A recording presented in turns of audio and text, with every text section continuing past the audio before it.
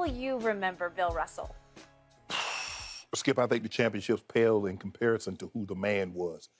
You can count the championships, but it's hard to quantify and measure just exactly what he meant. Skip, you think about it, he's an 11-time NBA champion. He's a 5-time MVP, Olympic gold medalist. Twice he won the 55, 56. 55, 56, he won back-to-back championships. I think there were 57-0 with the San Francisco Dons, him and his teammate Casey Jones. They win the gold medal in 56, and then he goes to the Celtics, and we know starts a legendary career there. But, Skip, I think for the most part, for what he did off the court and how he handled what he was enduring while winning all those championships. And he said the way he did, he used the term, and I'm paraphrasing him. Basically, I was compartmentalizing what was transpiring to me off the court, and I used it as fuel. Yep. And it was like, and it just goes to show you, think about this. At the time in that he was at his height, he had to be. Maybe him and, I don't know if I don't think Ted Williams was still playing when Mr. Russell was playing. But he had to be the most popular athlete in Boston. And this is what he was enduring. They break into his house, smashing up his trophies, painting epitaphs on the wall. So Bill Russell They also defecated in his bed. Thank you. Skip, he said, hold on, wait a minute. I'm Bill Russell. You applaud me when I go to the Garden. If this is going on to me, a black man, what other chance does somebody that does not win championships, does someone that's not high profile, what are they going through in America? And he spoke out. He was at the summit in '67 with Muhammad Ali, a young Kareem Abdul-Jabbar. There are a lot of other prominent athletes. Willie Davis from the Green Bay Packers, Bobby Mitchell. There are a lot of guys there. But Mr. Russell was front and center. And I was told he led that day. He took over that day. Even Jim Brown said he was in awe of being in the presence of Bill Russell. Go ahead. Because of what was transpiring and what I don't know, Skip, if they knew what '67, what that summit would mean. I think they said, you know what? This is our brother. We're going to support him and what he's going through. And his faith, his religion doesn't deem as appropriate for him to go overseas and kill someone, and we're going to stand behind him. And they stood lock, stock, and barrel with him. It wasn't very popular. A lot of these guys were not popular in what they did, but they did it. And Skip, it's funny how when you look at Boston, it's almost like it's two different Bostons. Because in '64, Russell, Sat Sanders, Casey Jones, Sam Jones, and Willie Knowles formed the first black all-starting lineup in NBA history. They did.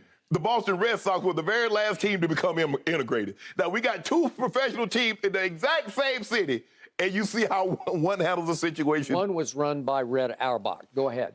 Exactly. Yeah. But I think the thing, Skip, is that, and the way he handled himself, in '63, Dr. King asked him to come up on stage with him during the I Have a Dream speech. He was there. And he was in the front row. Yep. And when Dr. King asked him, he says, no, I haven't done enough. Skip, think about it. We see entertainers now all the time. If Drake asked me to come up on stage, I might not know one song. I'm heading up there. But this is where his mind was. He was like, I haven't done nearly enough to stand next to you, Dr. King. But I think that was his mission, was to do enough. So if a situation ever presented itself like that again, he could gladly stand his tall frame up there and stand shoulder to shoulder with the greatest civil rights leader of our generation, maybe in the history of time. And so, Mr. Russ and Skip, it's hard to get everybody to say something great about somebody. Yeah. Everybody, I saw all the tweets, I saw all the tributes. It basically, they're speaking, it's like, hold on, did you call him and tell him what you was gonna say? Did you call him and tell him what you was gonna say? Because you're basically saying the exact same thing. True. That just goes to show you that this man is who he was, no matter who it was in front of. And he's the big command, man. It's an unbelievable, like I said, the greatest winner, that goes in comparison. We know that. The likelihood of somebody winning 11 championships in a team sport, probably not going to happen again. And if you think about the time frame, 11 and 12 seasons, Skip, that ain't happening. So basically, I mean, they won 8 in a row. Eight and Skip, so I'm cool. I'm cool. You know, people like, well, this is on 8 teams and they had all the good players. I get all of that. But for me, it was what he accomplished off the court. how he will be greatly remembered. They've done a great job of trying to give the Finals MVP trophy. It has the Bill Russell name. You win the Bill Russell trophy. And I'm sure guys that win that award, this is a huge honor. But this man, what he was able to do off the court and how he stood, I think that's even more impressive than everything that he accomplished on the court. Okay, I hear everything and love everything you just said, but let's not underestimate what he did do on the court. I'm going to start there. I'm going to make the case that this man revolutionized how to play professional basketball, because this man became, to me, and I'm old enough that I got to watch him, he became the most unselfish superstar I have ever seen, and it's not even close. Right. Bill Russell could shoot it. Bill Russell had a really sweet, like a baseline jumper from 10 feet, left-handed, but he had a great stroke. He was a great athlete, and he realized early on, from day one, maybe with a little help from Coach Auerbach, that there's another way to play this game. Right. There's this thing called defense, and there was a thing that nobody focused on or concentrated on called blocking shots. Right. He basically invented the block shot. He was the most creative, clever shot blocker that the league had ever seen up to that point. And the Celtics took pride in what they called "Hey Bill" defense, because they could just yell "Hey Bill" if they got beaten. Hey Bill. He was the greatest weak side shot blocker that the league had ever seen. So who was his arch rival?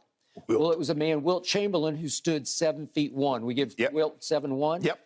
Bill is listed at 6'10". I'm not sure he was much over 6'9", because when he would stand next to Wilt, I would think he is shockingly shorter than Wilt. He was. Now, he was a rangy athlete, but still he was shockingly, just in inches and length, shorter than Wilt, the Big Dipper, as Wilt called himself. Yep.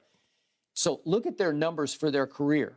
Bill Russell averaged 15 points a game, 23 rebounds and 4 assists. Wilt averaged 30 points a game, 23 rebounds and 4 assists. So they're exactly the same in rebounds and assists, except Bill Russell got doubled in points scored over his career by Wilt, 30 to 15. Right.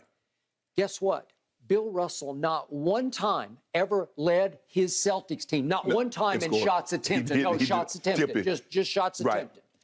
He did lead our Olympic team, but he only averaged like 15 a game in points scored. But that was the only team he ever led in points scored. And by the way, our Olympic team that year in Melbourne, they won their games by an average of 53.5 points a game because of him.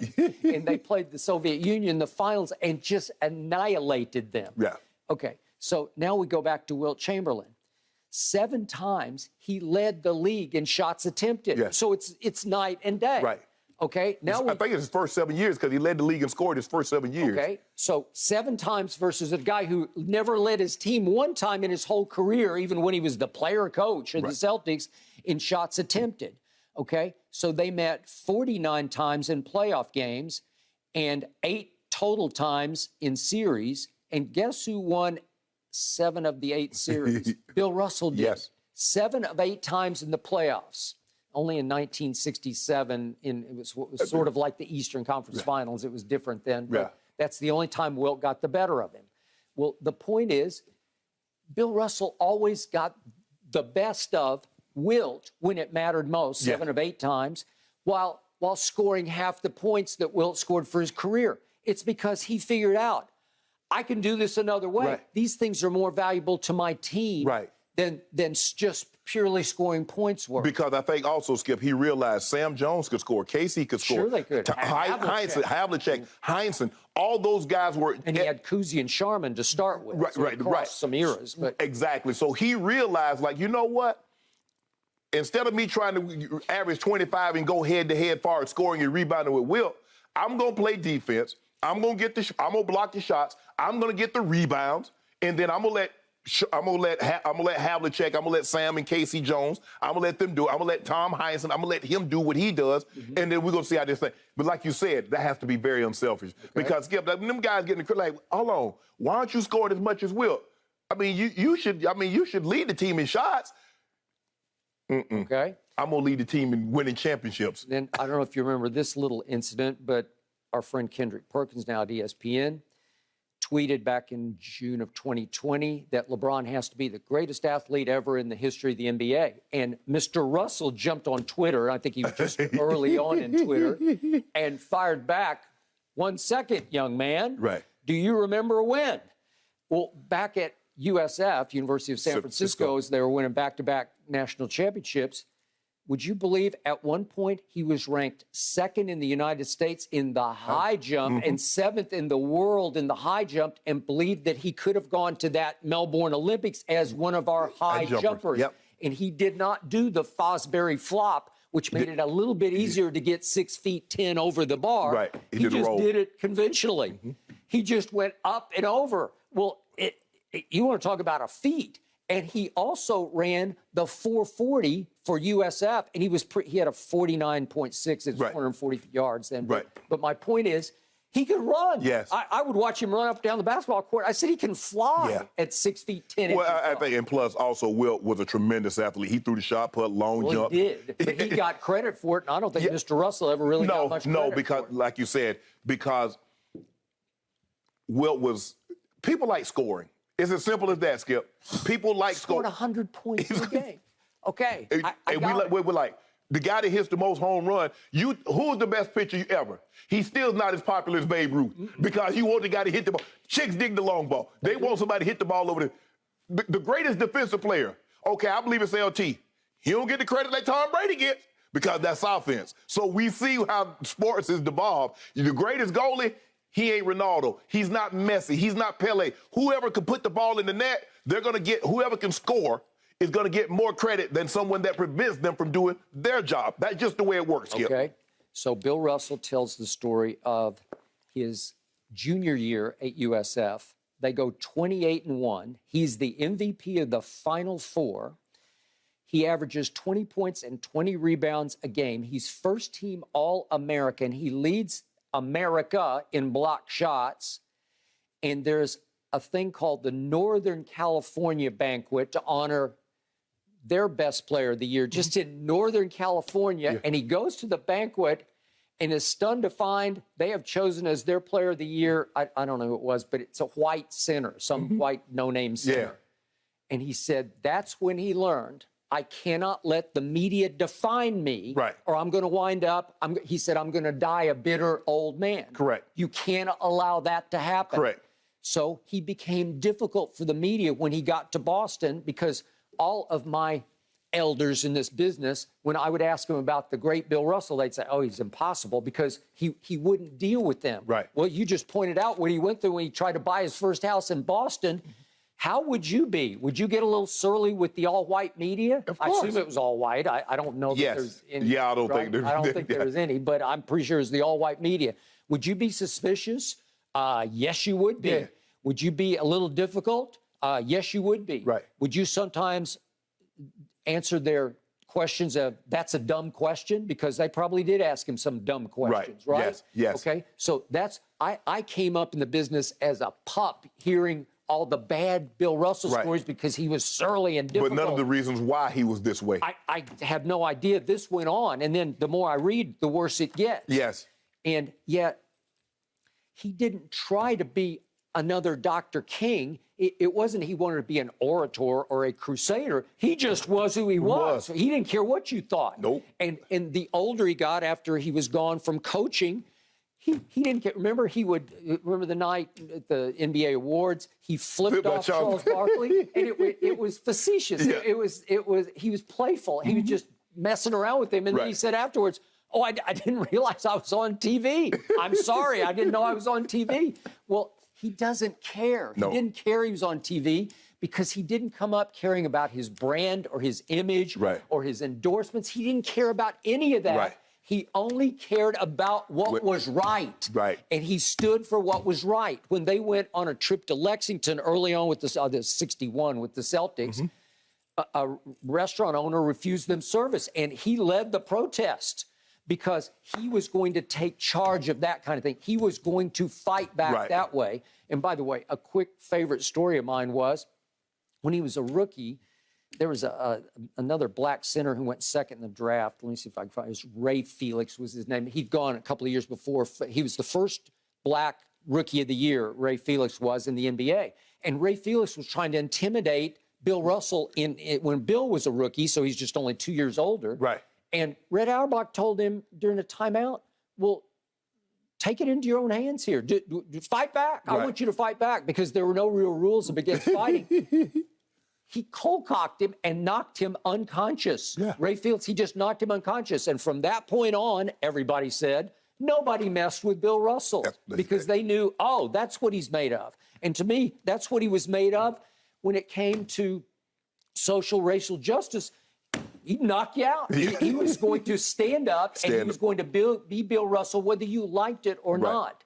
He was as true could be to what he was. And in the end, he had such integrity about what he believed. Yes. And that's the beauty of him. Again, he wasn't trying to be a crusader. He just was. He just was. Right? It just happened. And Skip, it shaped him. He knew he should have been Northern California Player of the Year. Well, obviously. I mean, it's kind of like Jim Brown. Jim Brown should have won the Heisman. Oh, come on. There ain't no question. He should have won the Heisman, but he didn't. Okay, and guess what? Skip, one of my favorite and stories. by the way, in 1975, he refused his Hall of Fame induction because he said, there are others before me, other black players before me should have been in before me, and I question the validity of the voting for this. He said, I didn't play for Boston, I played for the Celtics. Yep. And it was, Bingo. The story in his book, he said that, people would come by when he was out of town, they would kick over his trash cans and say he would file, go to the police, and the police said, it's raccoons. He said, well, how do I file for a gun permit? The raccoons never came back. So it was interesting. It's like the raccoons got word that Mr. Russell was about to get a gun. It's just amazing through all of that. Because I know how we get now is that when we feel somebody has offended us or done something, especially with intent, everything that happened to him was intentional. They knew whose house that was. They went in there with the sole purpose of trying to show Bill Russell, we don't care who you are. We got to remind you who you are. And so I think that shaped the man. It didn't make him bitter, but it made him understand even more so that no matter how high, he could have won 20 championships, y'all still gonna view me in a certain prism. Yeah. And I can't forget that. He was something. To me, he's on a pedestal above. Oh, he's definitely Mount Rushmore. You look at, you'd have to put him, Muhammad Ali, Jackie Robinson. I don't know who your fourth is going to be. Kareem is going to be Jim. I don't know who I don't know who it's going to be. But I think you got to start with those three. You got to start with those three. Is it Arthur Ashe? Yeah, maybe. You know how much I loved Ali. Ali became beloved. Once he couldn't speak. Yeah, that's true. That is true. But he did become beloved, and I think he loved being beloved later in his life. Yes. After what happened at the Summit. Yes. And yet Bill Russell never cared about being beloved. No. But I think he is garnering as much respect for anybody who's ever passed as we've ever talked about. Yeah, absolutely. Skip, I think the thing is he wasn't, he doesn't do a whole lot of public things. I mean, he shows up to the NBA games. He sits courtside, and, he comes up to present the trophy. But it's not like, Skip, he was still somewhat of an enigma. Yep. I think he liked the fact that people didn't really know. They knew what he did, what he accomplished, but they didn't really know who he was. So, man, it's unbelievable to see all these people talk and say basically the exact same thing about Mr. Russell. The stories are just phenomenal. And, gentlemen, you've done a great job with the walk down memory lane. I actually got to attend the last ESPYs before the pandemic with Mr. Russell. We shared the same agent, and just an awe-inspiring man. Thank you for watching. You can subscribe here to get the latest from the show, and be sure to check out more of the best clips from Undisputed, or go watch a few other segments from our other shows on FS1.